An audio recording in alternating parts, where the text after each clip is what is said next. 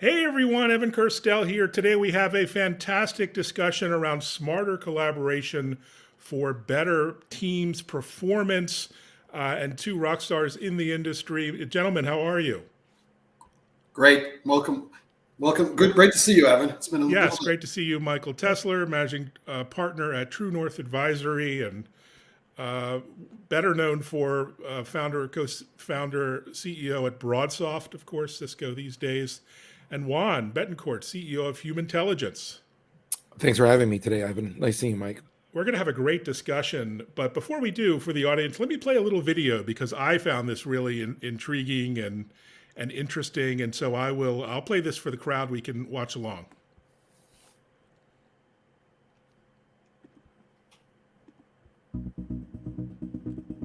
What if you could see the most significant personality traits of your colleagues to reveal a fuller picture of the whole person?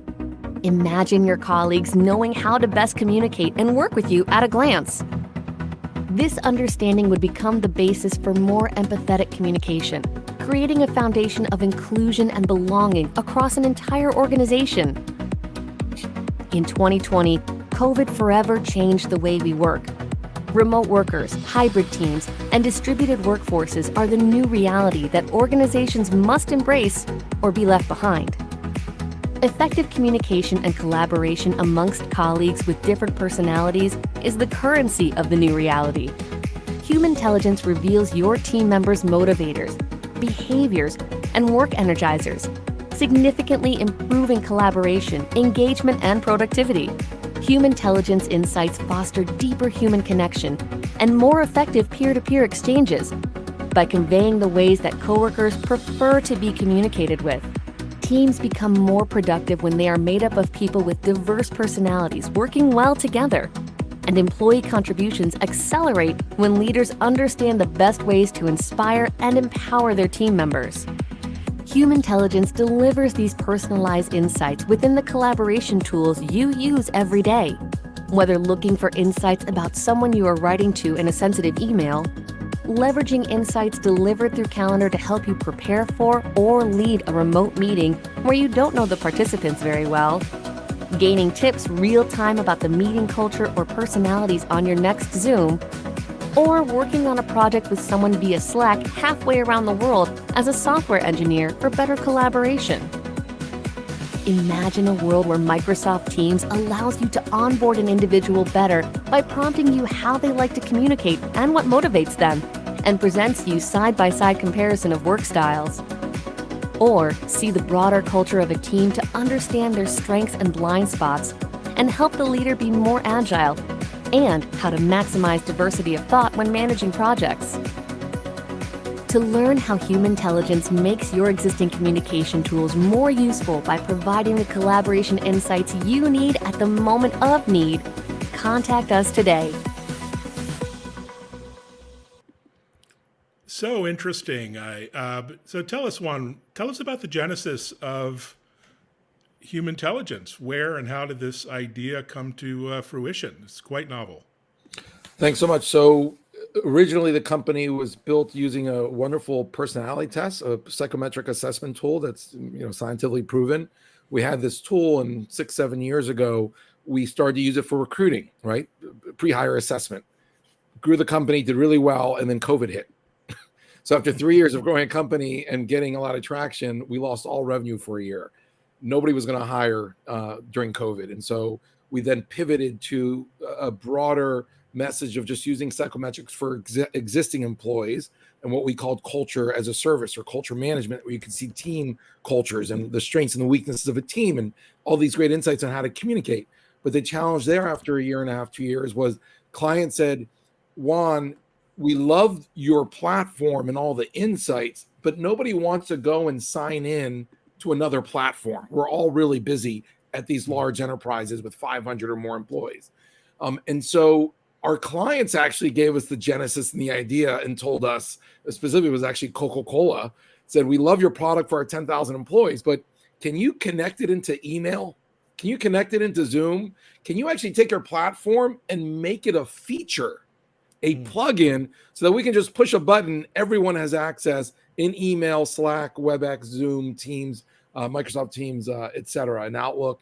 And so it was really customer driven pivot. And it's, Mike knows since he's been following us since, it's really kind of taken off since then. Brilliant. So, Mike, you know a thing or two about building teams. Tell us, this is really interesting, the idea of psychometrics. We're all in this virtual world.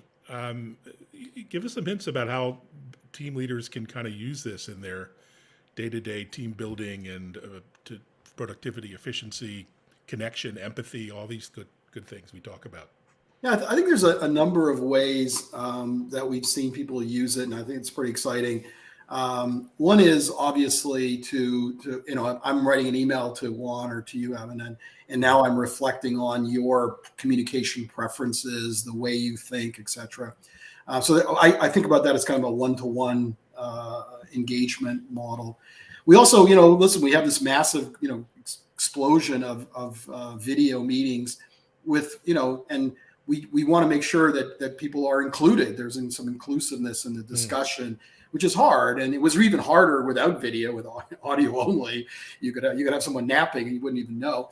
But on video, it's which is a great improvement. We still don't know if people are really engaged, and this tool allows us to really allows teams to make sure that we're engaging everybody on the meeting. We understand the preferences people have, and if let's say most of the people in the meeting are a certain persona and somebody's not, then if I'm running the meeting, I'll reach out and engage them, pull them into that discussion.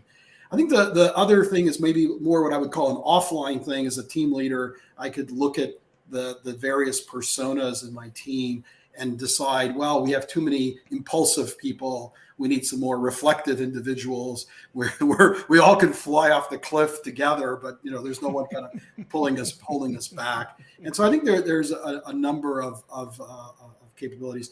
And I think managing, at BroadSoft, managing a couple thousand people in 23 countries, this would have been super helpful to really get an insight, and also kind of the cultural differences around the world, which we don't always, unless you're there and spend a lot of time. You kind of miss. So that's kind of some of the ways I think that teams can be using this. Yeah, would love to hear maybe some examples, Juan, as far as, how are your customers using it? What have they found through real life deployment in their, and how do you measure collaboration? It's a very nebulous topic. There's lots of room for definition here. And you're quite a thinker when it comes to HR and the humanity and empathy and connection in the enterprise. How does that all come together? And before I address that, I forgot to mention earlier, 2 wonderful articles came out this weekend specific. So I encourage everyone to read an article called "The $2 Billion Question of Assessments and Who You Are at Work. Employers are finding personality tests measuring how employees think and feel more useful than ever while navigating hybrid and distributed work. But the tests sometimes are not always up to date." And then the other article, "Good Morning, Who Should Work from Home? Who Should Return to the Office? Companies are turning to personality tests for help." So I just thought it's timely, both your podcast today as well as these articles. Now, to your question around adoption and measurement, many of us in this kind of corporate environment have taken personality tests, right? They're usually used for talent management and development. And they're a one and done model where you do a workshop, you bring in your 5 team members, they bring in a consultant, and the value ongoing actually goes to 0 after that month or that week. Our tool, because it's integrated and surfaced in most email, Outlook, Zoom, WebEx, you can literally get value every day, every week, every month. Now, it's not meant to be used every day. We don't want, we don't want people reflecting about other people's personalities, 20 times a day. I mean, that just becomes overwhelming. So the target is, if you can get everyone in your company, like 1 in 3 people using it during the week, that's great. And actually, we have found that adoption is about 30 to 40% of large companies are using it every week. And that 30, 40% changes. It could be one group of 30% one month and then another group of 30%. So eventually everybody's using it. We usually hit about 85% total usage at a certain point. And that 30 to 40% is using it 8 to 10 times per month. And so one case study or example of that is Accenture, right? Accenture is rolling this out to all 700,000 employees around the world. Wow. And so one of the things that they love about it is they have a woman who runs wellness and well-being for all of Accenture's employees. She also manages 20,000 people in the consulting arm of talent, leadership, culture, and agility. And so she believes that it's not just about one person's well-being or an individual, it's also about the team's well-being. So she calls human intelligence the healthy team toolkit. And she believes every team in the world needs to understand their strengths, weaknesses, and blind spots when they work together. And because Accenture with 700,000 people are mostly all distributed, whether some are remote, some are hybrid, some are back at office, it doesn't matter. They're distributed knowledge workers. And that's what a lot of companies are today. They use it for putting teams together quickly, because at Accenture with professional services, every month or two, you're working with a new set of people. So how do you pick a team to have more diversity of thought? They use our tool for that, to make sure it's not just who you like, but people are going to bring a different perspective of thinking. 2, the onboarding process. That first email as a leader, when you write to somebody on your team in Accenture and you've never seen them before, and you're about to give them an assignment to get them onboarded, that's a very important email. In that email, you click on their name and it'll tell you what motivates them as a team member, how they like to communicate. Do they want a lot of information? Are they conceptual? Do they like an authoritarian attitude, or do they like more laid back? Do they like structure or not? So imagine that first onboarding email, or even that first team meeting on a Zoom at Accenture. When that team for the first time gets together, you click on the bar on the side and you actually see the team culture. And it shows that this team that you're about to put together is 90% really creative people. And you, the leader, are extremely structured. That's a great insight, so that you create a more engaging first meeting and you can pull up on the screen the team culture and understand what are the behaviors, the motivators and work styles of this team that you're trying to work well together quickly. That's a great case study of how it can be used. So interesting. Michael, so you've managed big teams globally. You've seen up cycles and down cycles. We happen to be in a really tough down cycle in tech. We see layoffs every day. What we don't often talk about is like the survivors, the rest of the employees who remain in the company, how they're feeling, how they're doing. People are often pretty isolated, especially after layoffs. Maybe they've lost colleagues. I mean, talk a little bit about that, about the need to kind of nurture and show empathy, not just for the people who were laid off, but the remaining employees, and how to build more connection and trust and, team spirit when those folks are gone.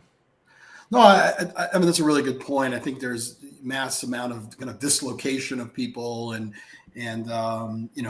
remote work has got its benefits, but it has its drawbacks, and then lots of layoffs, some never done easily, but some done well, some done poorly. I think that one of the ways that I think Juan mentioned it. I think one of the ways that you could imagine teams using this is a way to kind of, really in a team building spirit, and kind of having a better understanding of each other's motivators. In this case, maybe more on the motivator side, and kind of, what gets everybody back into the game and building great team spirit. And so, having an open share session. Hey, here's my profile. Here's my personas. Here's what I like. Here's what I dislike. Here's what motivates me. Can be a great way to really bring those teams in. I think the other thing that I wanted to just in terms of kind of usefulness of this technology, one thing that Juan didn't mention, but I think has built, which is really important, is kind of an engagement behind it. So Juan used that word once and done. He strongly believes that there's no once and done. You want to keep engaging the profiles of your teammates. And also when you reach out to people, especially in a company like Accenture, I may be reaching out to someone who I've never met, and someone said, hey, call John or talk to John, and I don't know who this person is. This gives me some really unique insights. Am I going to use it for a teammate I talk to 10 times a day? Probably not. After my first kind of use of it and kind of understanding the motivator. So I think there's a lot of ways to use this to kind of really deal with all the, generally what you describe is this massive amount of change in the workplace, bring people back, not bring people back, layoffs. I mean, there's just a lot of churn. And sometimes I have to say, be honest, Evan, I sometimes thank my lucky stars that I'm not managing a 2,000 person team through all this, very complex change. So I'm happy I just have to manage myself. I'm happy I have no employees. Yeah, which exactly. Is the place to be. Managing myself is hard enough. So, So Juan, let's take a look at your human intelligence profile here. Let's see what we learned from that. I was really interested to see you have your own profile. So walk us through what are we looking at here in terms of personas, and what are we seeing here on screen? Yeah, so we measure three things of human intelligence. We call it the BMW framework. And so we measure behaviors, which is typical. 80% of the tools are behaviors. And so that's like DISC or predictive index, strength finders, Caliper, Berkman. We also measure motivators, which are companies like Hogan and Lamadrar, or SHL has a few tools like that. And we measure work styles. So what you're looking at now, if you go back to the top, is we've taken these 28 factors and summarized them as work personas. And so my 28, results lead to these three. There's 20 total personas. These are my three. So this is kind of directionally the vibration that I have as a human being when I work with other people. And that's how they perceive me and how I feel I am. And by the way, it's a great point there. We do make it voluntary. We do ask people if they think it measures what we've concluded. So the tool, after it's completed, asks someone, hey, Evan, 0 to 10, is this capture you? And if not, you can write a qualitative thing about where it's different or where you don't agree, as well as our clients ask us to have the teams review. So your own team members can also score you. So here you're seeing the Maverick architect and helper. I'm the Maverick. Basically, I'm someone who has a personal sense of direction. I'm going to make decisions and be a thought leader. I'm an architect. I love building and planning things with patience and a long-term purview. And I'm a helper. I really do help, like helping others. So that's kind of me in a nutshell. And if you go down, you get more detail if you want it. You can keep going. The success statement kind of just tells some of the. By the way, I like to be text. Do not leave voicemails. Yeah. So one of the awesome. Communication so personal, and so this communicating 4 bullet points come off the test after you take it. It's a 10-minute test. However, you can add 4. And so the one in that bullet point number 3, I like text, do not leave voicemail. Also, the other one under that, please do not send emails without an explanation of the purpose in the first sentence, because I hate searching for why they're writing. Those are things I added. And so a lot of people put the he, she pronouns there. I know some Mexican Americans who put that they're Hispanic of Mexican descent, and Cubans. This whole Latinx thing is very controversial. Some Cubans put that they're Hispanic but of Cuban background. So the communication tips are now exposed in your email, in Zoom, in Workday, in Microsoft Teams. Then you get tips for motivating me. And then if you want even a more drill down, you can look at the details of the behaviors, those 3 things we measure. You can see a drill down of where my extremities are. So I'm extreme deliberate and extreme steady. On the right side, it shows the strengths of being that way, but also it shows kind of challenges and things I should have watch outs for. The next category measure is one's motivators. And again, these get exposed to your team and your leader and to others. This shows that I'm kind of a service-oriented person, but also pretty innovative, kind of split between the two. And then the last piece is what energizes me, what environment gives me energy. Now, this is a unique part of our tool that most other self-awareness assessments don't get into because they're all about self-awareness. We go from self-awareness to how the environment impacts you. And so I like working both in a systematic and creative environment. And then lastly, the part of the tool that's not science, right? Because all of the things before, you don't know what we're asking you. It's science in that it's not self-reported. Life priorities is, there's 20 options in your life. What is important to you today? These change very often. For me, it's freedom, integrity, and friendship. Brilliant. What an amazing description, characterization. I feel I know you already.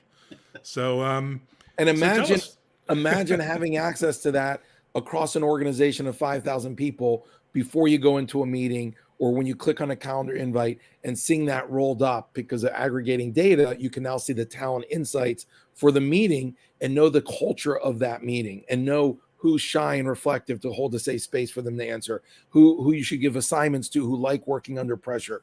Imagine what you just said. Imagine a world where a tool like Human Intelligence can get 10,000 people in one day infused with emotional intelligence. We are bringing back human connection to a world that's becoming too tech only. I love that. I particularly up and down the ladder. I used to work at Oracle a long time ago, and there were 99 levels of VPs at that time at Oracle. Maybe there still are. With Larry, of course, was on top. It could be very intimidating, talking to a senior VP. You don't know their point of view, their interests. I know, Michael, you were notorious for not liking waste of time meetings. So you never set up a meeting that was a waste of time or didn't have an agenda or something like that. But just for, career advancement purposes, sounds fantastic, right? Absolutely. No, I think I have to say that the profile was pretty accurate when I did it. So, and that's definitely highlighted as I like meetings start on time with a purpose and objectives, and nobody should come to a meeting just to be at a meeting. It's not a fashion show. It's a meeting. So.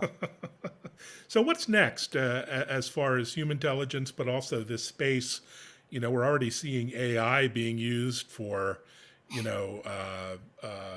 monitoring your, emotions, physical feedback, your eye tracking, your level of anxiety or upset. Is that coming as well, or what can you say about the future of this sector? Yeah, so ChatGPT, right? It's the topic of all tech, forums right now. So imagine a world. Everyone's familiar with Grammarly, right? It's a tool, plug in very simply to thousands of people on how to write better. We're Grammarly, but not for writing, for communicating and collaborating as a team. So we're Grammarly for team communication and collaboration, right? Imagine a world though where you write an email, and instead of getting tips on how to rewrite it or write it a different way, you just write the email, you push Human Intelligence, the button, and AI and ChatGPT rewrites the email knowing who you're writing to and knowing what you would actually have to write a different way. So if Mike is an innovative thought leader maverick and I am a very, stodgy, boring writer, but Mike is going to get more motivated and react to a better email that's written in a style that's innovative and maverick-like, the email itself, the technology, ChatGPT technology type of thing, will rewrite it for me. And some people say, well, then that takes away the thinking and really understanding others. But at the same time, so it's controversial, but at the same time, I speak 5 languages like English. It took my whole life to become fluent in 5 languages. I managed 50,000 people in French when I lived in France as a very senior person in a large retailer called Decathlon. And so I've always seen it as like, wow, what a badge of honor I learned these languages. Well, today you can put a little earplug in, go to France, go to China, and as the person speaks, it's just translating to your own language. Wow. So the question is that right or wrong? Like, doesn't make me worse than not learning French or Chinese. It's just technology. If it can make life easier, why not? And so that's one example of the future that could make life easier, but also could make people less insightful about others in a way too. Mike? Yeah, I think those are really great examples. I think the other thing, Evan, you mentioned that potentially we could see as kind of a the closed loop, right? So am I doing a better job of communicating and in a meeting or something? Oh, the person sitting in the room is getting it. So we're all of that kind of feedback loops capability, which is important. So I think those are really interesting ways in which to further embed this kind of intelligence about the people around the meeting and the people you work with. I'd imagine a world where, in the business sense, you knew your customers too. Maybe that's the next step in a contact center. You knew their preferences, desires. Well, Evan, you just hit it. My vision is everyone in the world has a resume. It's the most prevalent document in the world. You can't get a job without one.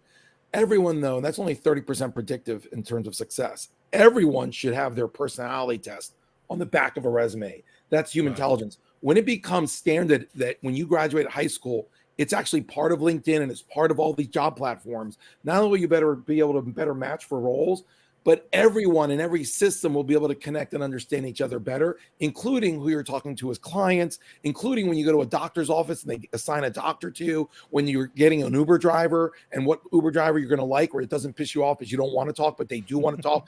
All these permeations of using psychometrics to make the world a less friction oriented place.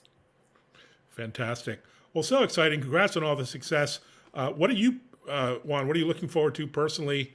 Any trips, any events, any customer meetings? What are you up to the next few weeks?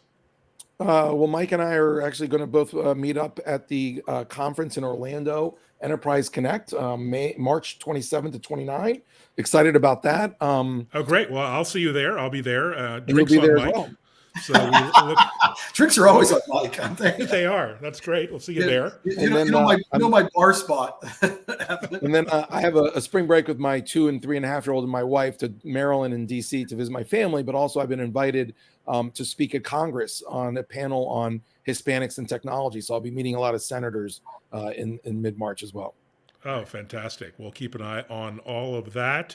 And Mike, what's up with you? I know you're heading to South by Southwest over the next few days, week. Yeah, actually, I haven't had a chance to catch up with Juan. There's quite a bit of sessions that I'm kind of targeting around diversity, and it's another angle that we probably didn't cover that much here.